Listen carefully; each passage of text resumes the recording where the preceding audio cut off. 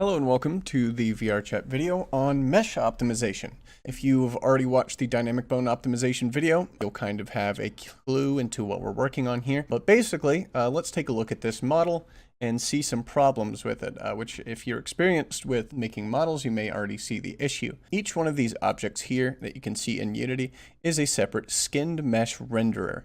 A skinned mesh renderer is essentially a Unity object, a component that contains mesh data and the root bone for that mesh data. And it's essentially telling Unity, here's a mesh, here's the data for the mesh, including the materials, all the lighting, all that kind of stuff, and the bone system, the armature that controls it. Now, normally, you can use just one skin mesh renderer and have basically all the features that you need to. There's no need to have tons of different meshes like this. In utility, there's not really much advantage, except if you're doing some advanced stuff, to having separated skin meshes.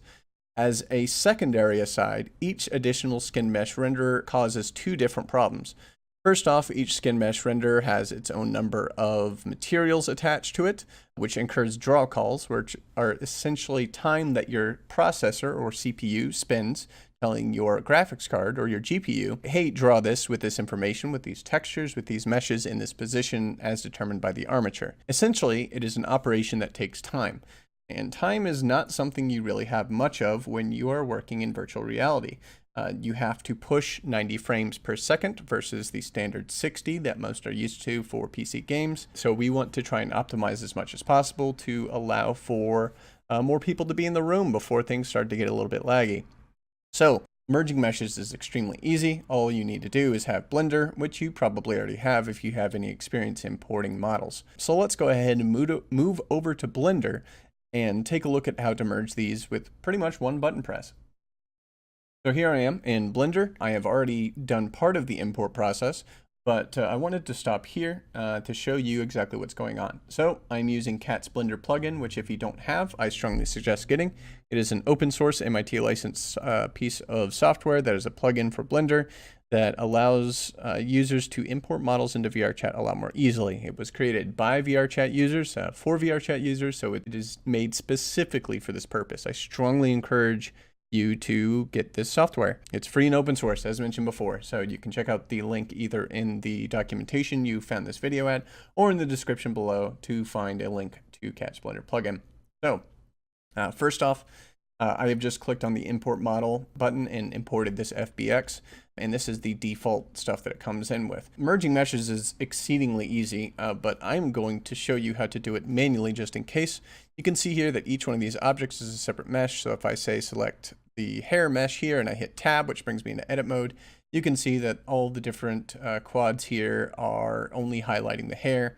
If I press A twice, you can see that it is selecting just the hair, which means that this object is only the hair. There are no other verts in this particular mesh. And if we go to a different one, say to something that's bigger, let's say the sleeves here and hit tab, we can see that the sleeves are also one mesh here. They're not joined.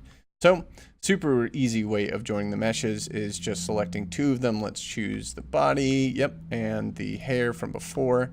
If we hit Control J and you watch on the right, now we have one mesh, which is both the body and the hair. Now there's an even easier way to do this, which actually most people are going to miss because it's part of the typical process when using Cats to import a model. So the first thing you do when you import a model using Cats is you click on Import Model. This loads the file in. The second thing that you do is you hit Fix Model. So this does a lot of things, as you can see. It reparents bones, it removes any unnecessary objects, it translates a lot of the bones and objects if you have a MMD, for example, and most importantly, it joins the meshes. So let's watch the right side of the screen here at the hierarchy view. When I hit Fix Model, I'm going to go through, and even though my textures are messed up on this model, which is something else I have to fix, we now have one mesh, and it's the body mesh. So you're basically done. In this particular case, I'd have to go through and fix these material references, but for optimization purposes, this is now just one mesh. So if you're using Cat's Blender plugin, merging your meshes is not only extremely low effort, you actually have to exert effort not to merge meshes, and I'm not actually quite sure how to fix the model without merging meshes. I don't think you're allowed to. So thank you, Give Me All Your Cats and Hotoks, for taking that option away from me. I don't want it. So actually there is a reason that you would want to use the merge mesh button inside of Cat's Blender tools, even after you have imported your model and press the fix model button. If you have separated your meshes for decimation by material most often or by loose parts, you need to remember to rejoin them after you're done. Otherwise, Cats will gladly let you sail along with all of your meshes unjoined. Considering most of the avatars that I see that are unoptimized have as many meshes as they do materials, it seems that is the primary reason that most people have tons and tons of meshes on their avatars. So anyways, back to it. So that's pretty much it. Let's go back to Unity and see what it looks like in Unity. We have imported the model back into Unity, and we can see that we have one skin mesh render, one object here, the other one's the armature underneath the model. We've retained all of our blend shapes and we've retained all of our materials, which we'll deal with in a different video. So this is pretty much done. We only have one skin mesh renderer. Regardless, that is how you join meshes. Very straightforward, very easy.